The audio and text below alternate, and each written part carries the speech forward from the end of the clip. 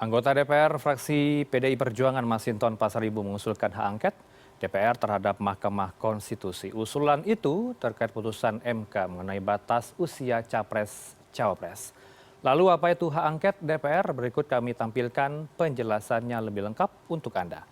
Keputusan MK jadi objek hak angket kali ini dari statement yang kita dapatkan dari Masinton Pasaribu yang akan mengajukan angket di DPR terhadap putusan MK. Apa itu hak angket pemirsa? Kita tahu terlebih dahulu apa itu hak angket. Dalam pasal 79 ayat 1 Undang-Undang Nomor 17 Tahun 2014 kita tahu bahwa ini sudah ada diatur dalam pasal 79 soal hak angket ini. Karena 3 hak yang dimiliki oleh DPR dalam fungsi pengawasan dan juga tugasnya di parlemen adalah untuk mengajukan pengawasan dari hak interpelasi yang bisa diajukan, hak angket termasuk dari hak untuk menyatakan pendapat. Lalu kemudian muncul ya hak angket dari Masinton Pasaribu anggota DPR fraksi PDIP terkait putusan MK. Hak angket merupakan penyelidikan terhadap undang-undang atau kebijakan pemerintah. Apa yang dilakukan oleh DPR dalam hak angket ini? Karena memprotes ya dari kebijakan yang diambil oleh eksekutif. Misalkan undang-undang yang sudah disahkan kemudian ini berdampak luas, masyarakat banyak terdampak dari sebuah keputusan undang-undang, lalu timbullah dari beberapa anggota dewan, dari beberapa fraksi untuk mengajukan hak angket di parlemen. Kemudian apa itu syarat yang harus dilakukan jika seorang anggota dewan itu mengajukan hak angket? Kita akan simak syaratnya. Yang pertama adalah 25 anggota dewan lebih dari satu fraksi harus mengajukan hak angket ini karena ini adalah syarat dari untuk sebuah hak angket. 25 anggota lebih dari satu fraksi. Tidak hanya PDIP tentunya, butuh fraksi lain dalam mengajukan hak angket. Apa saja yang disiapkan dalam sebuah hak angket, ada materi dan juga kebijakan dan atau pelaksanaan undang-undang yang akan diselidiki serta alasan penyelidikan. Ini harus dikumpulkan suara-suara dari berbagai fraksi dan juga materi termasuk dari penyelidikan di parlemen. Kita akan lihat lalu setelah ada pengajuan hak angket, tentunya harus ada persetujuan dari anggota dewan. Untuk mendapatkan persetujuan dari anggota dewan, tentunya harus mendapatkan persetujuan dari rapat paripurna yang dihadiri dari lebih setengah jumlah anggota DPR dalam rapat paripurna. Dan bisa diketok palu, disahkan jika mereka yang setuju ini berjumlah lebih dari setengah jumlah anggota dewan yang hadir dalam rapat paripurna.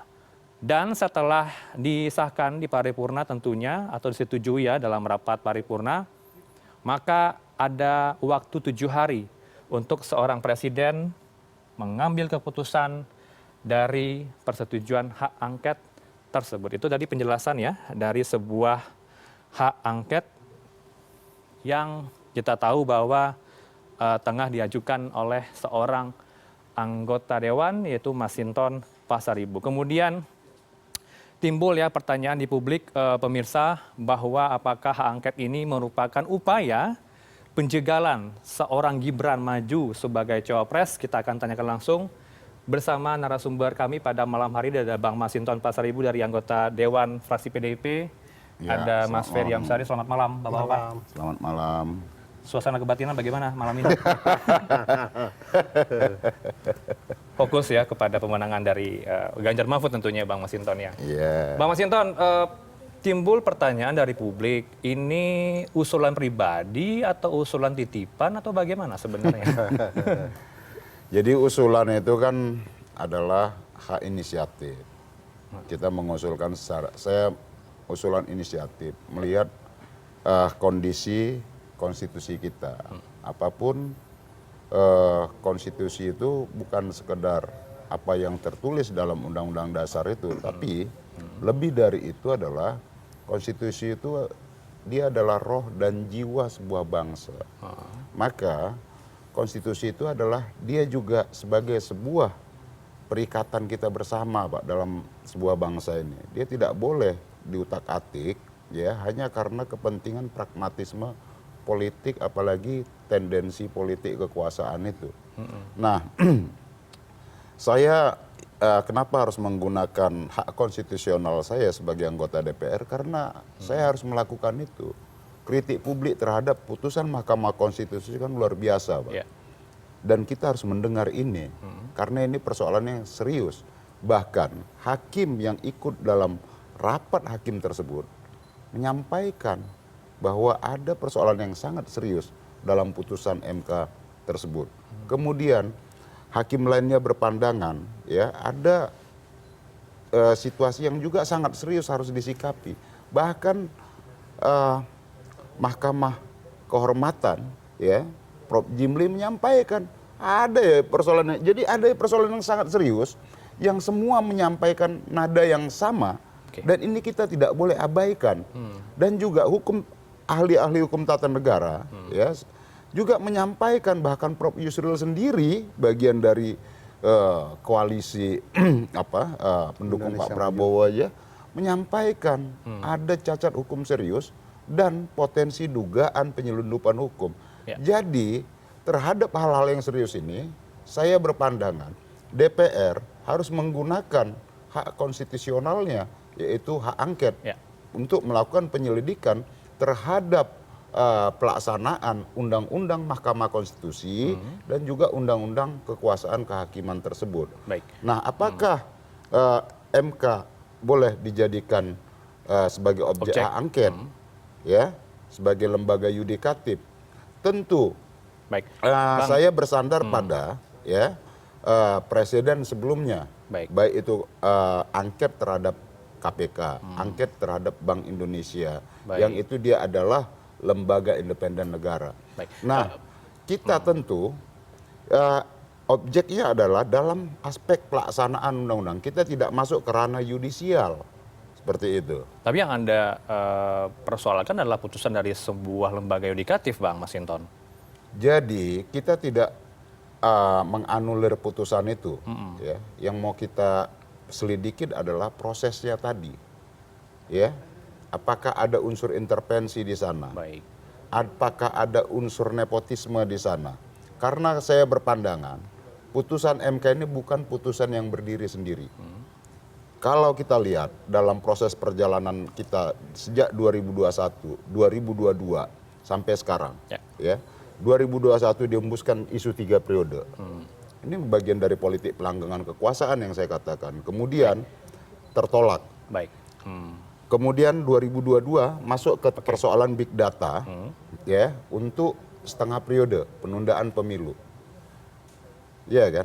Nah, kemudian juga tertolak. Nah, kecurigaan publik adalah ini menggunakan tangan institusi negara yang dia harusnya berperan sebagai benteng terakhir dari konstitusi, menjaga marwah konstitusi kita, justru jebol, ya, dengan putusan kemarin itu. Sebelum kita akan jauh ke sana soal dugaan institusi pemerintah apakah bermain soal putusan MK, kita akan simak dulu pernyataan dari Habibur Rahman selaku Waketum Gerindra berikut ini soal hak angket yang Anda ajukan, Bang Masinton. Angket itu adalah bagaimana kita menyelidiki kebijakan pemerintah. Ya, karena itu kan hak angket kan dalam konteks hubungan antara pengawas dan yang diawasi adalah pemerintah, eksekutif. Yudikatif itu kalau ditulis politikal lembaga yang lain lagi nggak bisa jadi objek angket gitu. Jadi kalau ada orang yang mengajukan hak angket, apalagi latar belakang politiknya kita tahu gitu kan. Iya nggak? Ya, silakan saja lah dia menari-nari sampai puas hatinya, tapi menurut saya ini, bikin kita bingung. Ya, bikin kita bingung, menari-nari soal itu. Bagaimana respon Anda, Bang Masinton, soal pernyataan Bang Habibur Rahman tadi? Ya, sahabat saya, ini bukan persoalan tarian. Saya sampaikan di forum paripurna. Ini bukan persoalan kita partai politik, bukan persoalan dukungan capres-cawapres, tapi jauh melampauin itu. Ini persoalan yang sangat mendasar, Pak.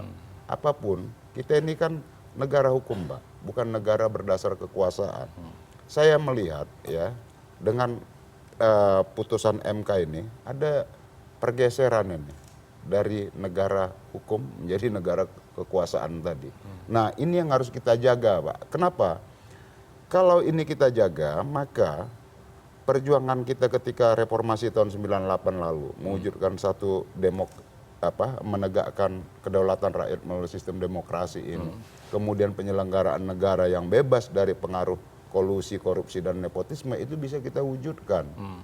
Nah, tapi kalau kita mendiamkan ini akan menjadi bahaya dalam perjalanan bangsa kita ke depan. Baik. Kita tidak akan menemukan satu kepastian dan ada yang muncul adalah tirani yudikasi tadi, Pak. Ini bahaya.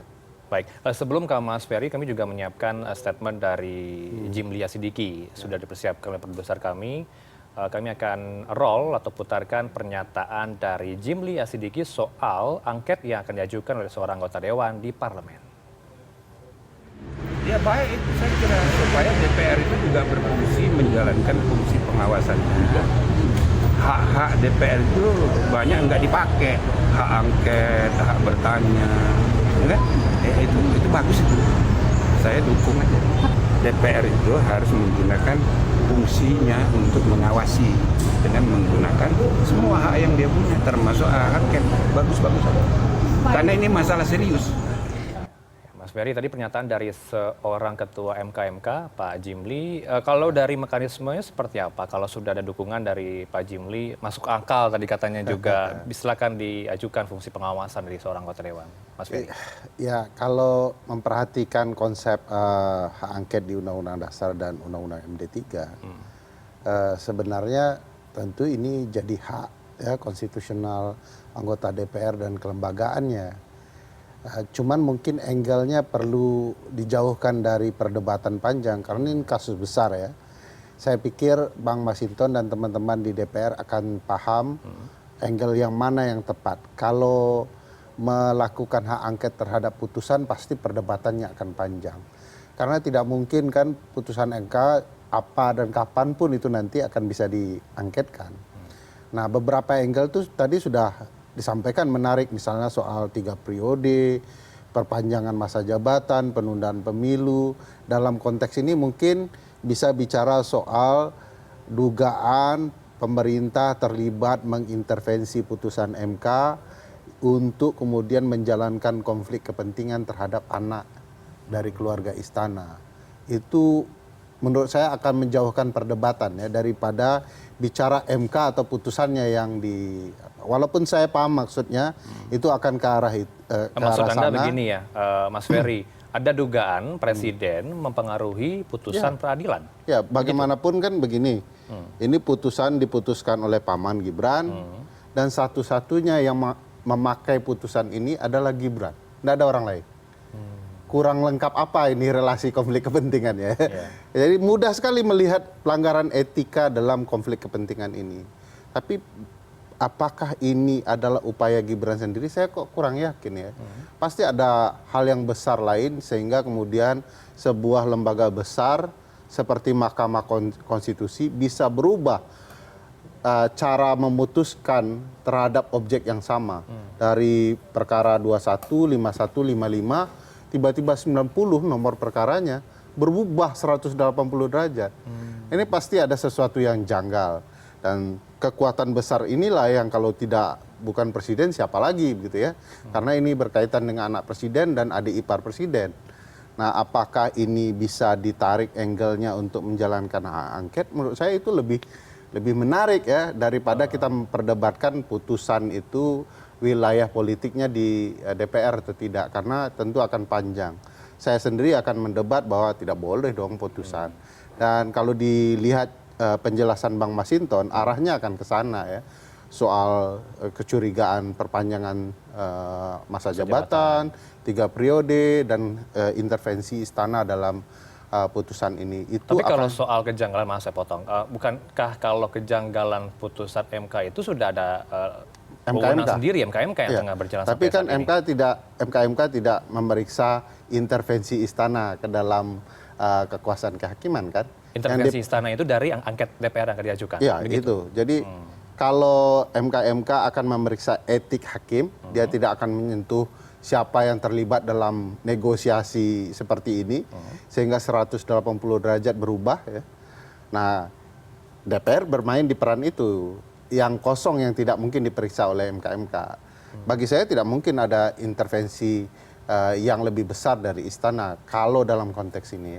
Baik, mekanisme seperti apa nanti kalaulah nanti angket akan diajukan? Yang diangketkan itu Pak Jokowi atau istana? Ya kan tidak harus langsung ke Pak Jokowi kan. Saya pikir teman-teman DPR pinter lah untuk memperlihatkan apa masalah sesungguhnya.